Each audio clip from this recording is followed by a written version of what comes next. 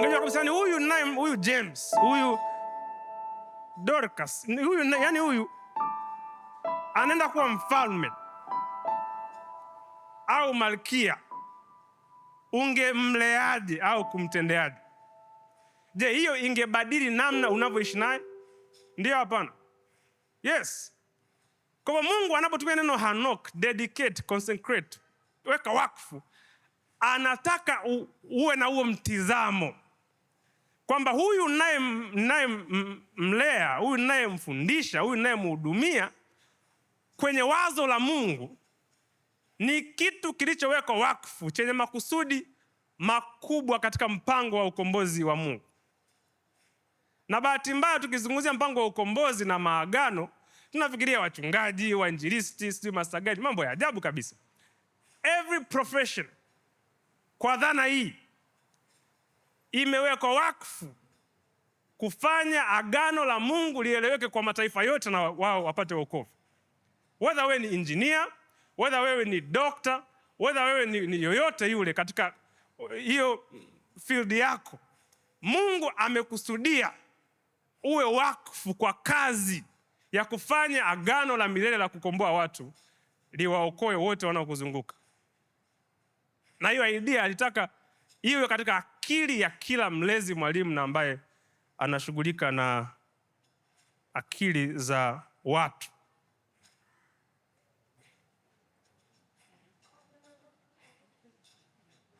Na kuweka wakfu, yani malezi kibiblia, ni kuwaweka wakfu watoto katika agano la Mungu la milele la kuwakomboa na kuwatumia kuwakomboa. Sio kama tukio tu lile la kanisani la kubariki watoto, ila ni tukio, ila kwa maana katika uendelevu wa tunavyowatendea, tuwatendee katika taswira hiyo. Unakaleta katoto hapa, kanaombewa, kanabarikiwa.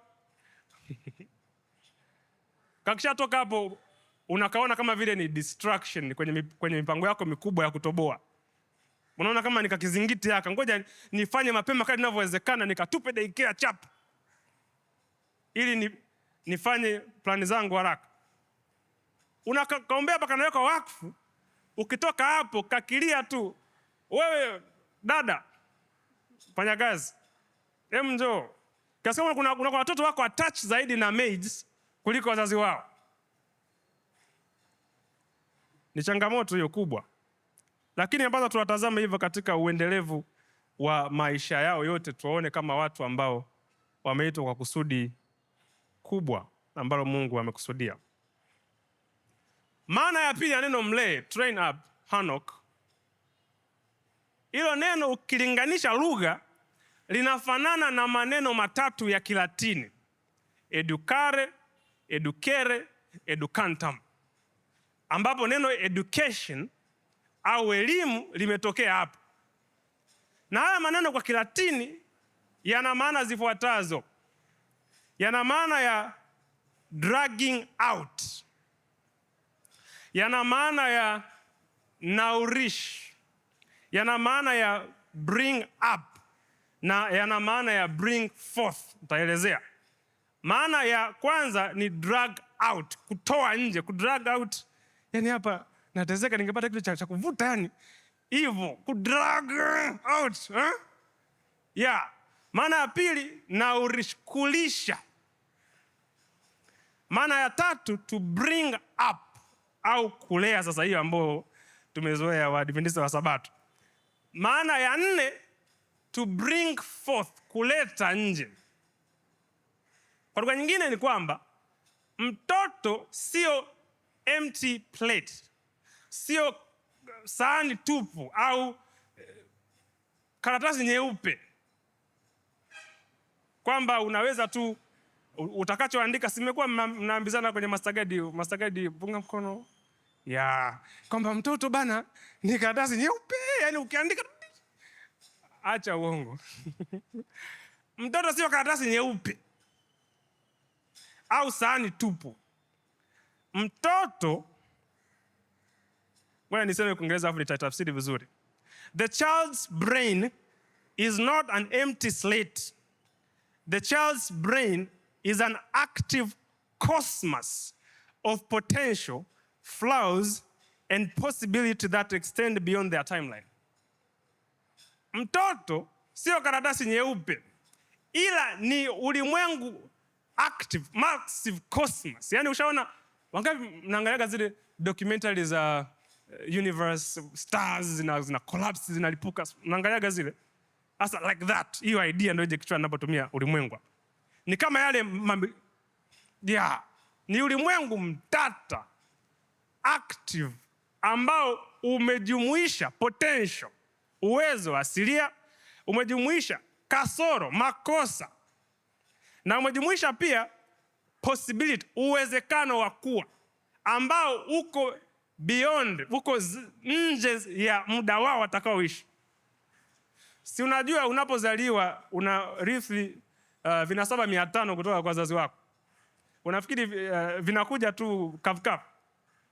Kuna mambo kabla hujajua kusoma na kuandika tayari ni msukumo. Kuna maudhaifu ambayo kabla hujaanza kupambana nayo tayari unayo. Kwani sisi Adam kipindi anaanguka tulikuwepo? Sasa hujaelewa nini? Bwana asifiwe. Kwa hivyo Mungu anaposema mweke mtoto wakfu, anataka ufanye mambo 4. Drag out the weeds. Toa magugu ndani. Usiashumu mtoto ni malaika, ni uongo. Mtoto sio malaika mpaka atakapokufinya utaelewa. Mtoto malaika kana kufinya, alafu umetoka kukapa maziwa. Anataka drag out the weeds. Ondoa mazoea mabaya ambao wazazi wao walipuuzia kuyashinda na babu yao walipuuzia kuyashinda, na sasa yamekuwa ni msukumo asilia wa huyu mtoto. Anataka pia unourish the potential. Ulishe na kukuza ule uwezo wao asilia. Usidogoishe shauku yao ya udadisi. Iyo, yani unapojitahidi kumpa maadili, angalia usiwe na bidii sana kiasi cha kukataza kila aina ya udadisi. Ni kweli anavunja vyombo, lakini sasa ile shauku ya kuvunja vyombo, yani yeye ana swali, hichi ni kama mpira, hichi kule ulionipatia jana au hichi chenyewe haki. Na akivunja mara kwanza, kumbe hichi akidundi.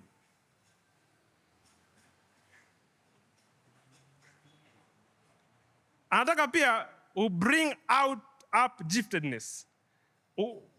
Utoe au ulee vile vipawa ambavyo Mungu amempatia. Lakini mwisho anataka bring forth what is hidden. Utoe nje kile kilichofichika ndani yao. Watoto hawajui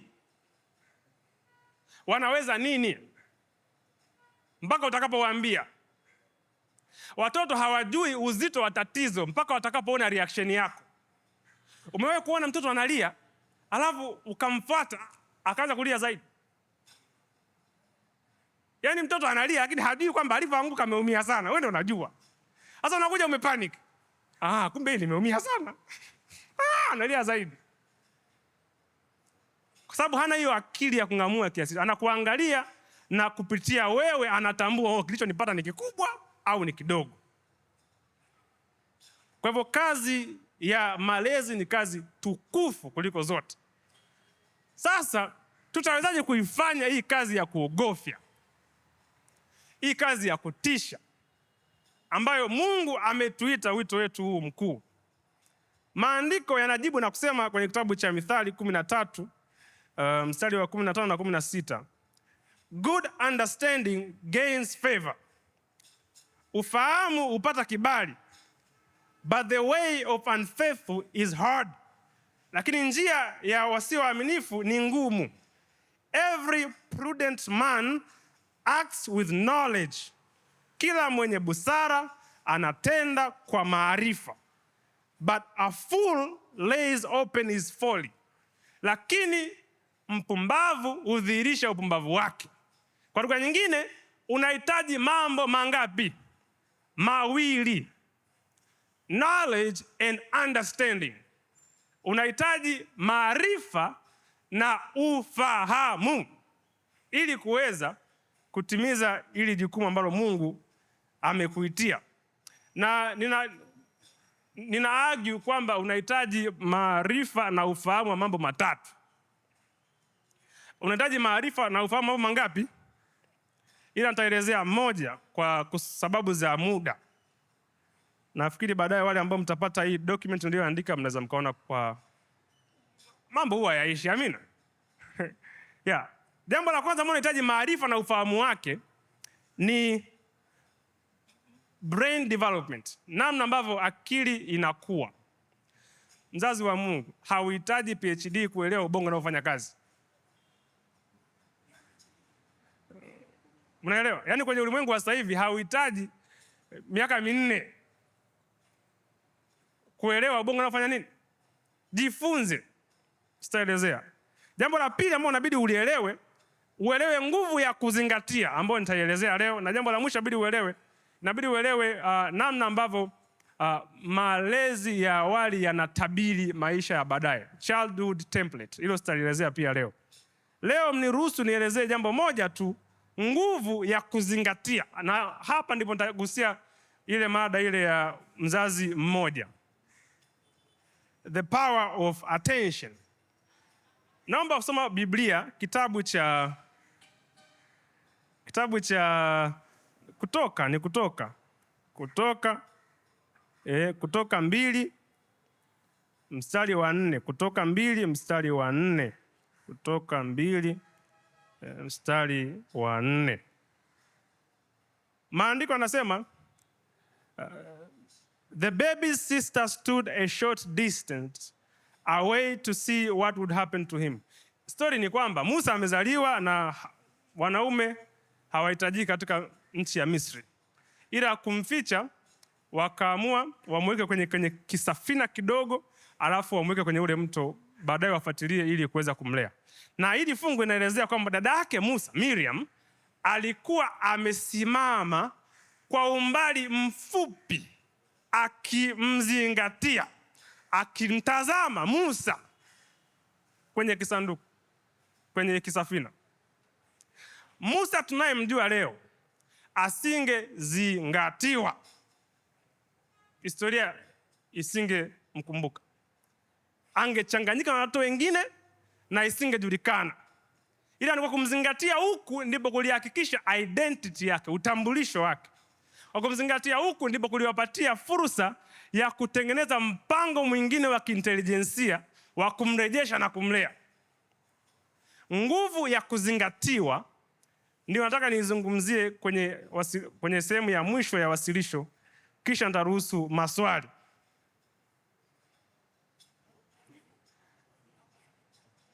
Issue ni kwamba tumeumbwa kuzingatia na kuzingatiwa. Umewahi sikia maandiko yakisema si vyema mtu huyu awe nini? Peke yake, bali nitamfanyia msaidizi. Sikiliza vizuri, hilo fungu usikalili, sio tu ndoa peke yake. Sawa Mwadventista Msabato? Kuna mambo zaidi ya hapo. Sasa leo sitazungumzia kwenye ndoa kabisa. Tazungumzia kwenye mahitaji ya psycho-spiritual, mahitaji ya kiakili yaliyounganika na ya kiroho ambayo inabidi yatimizwe kwa kuzingatiwa.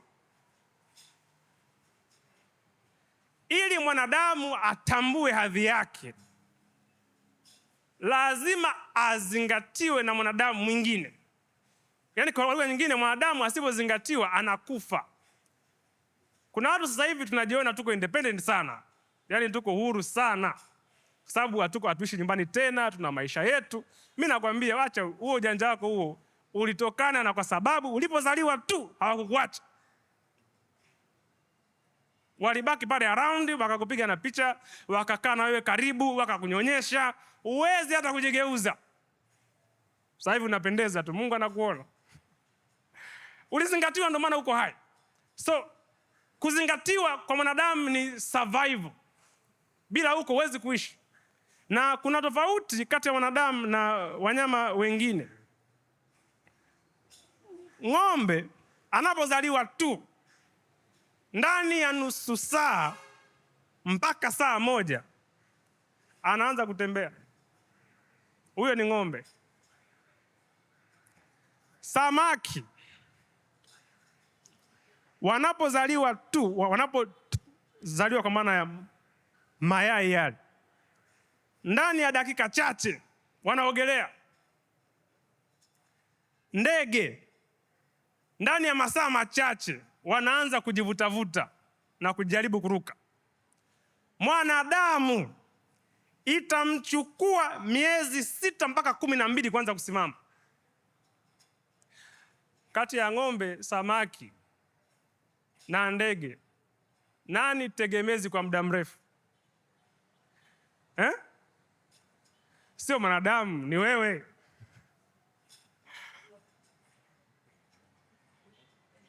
Kwa hivyo mwanadamu asipozingatiwa hawezi ishi. Na kila wakati mwanadamu ambapo hakuzingatiwa, mambo majanga makubwa yalitokea. Hata tatizo la dhambi halikuanzia kwenye kula lile tunda.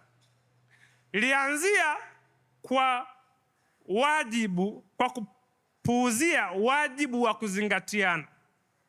Wale ambao mmesoma Roho Nabii, kitabu kinaitwa Patriarchs and Prophets, Creation, sura ya 2 na sura ya 3 inasema Temptation and the Fall.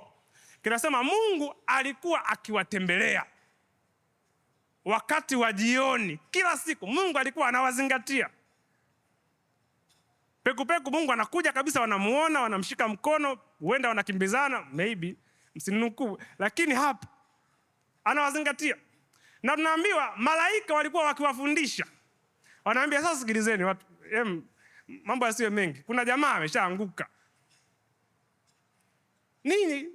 Usalama wenu msitengane kabisa. Yaani hakikisheni kwamba unajua mwenzako alipo.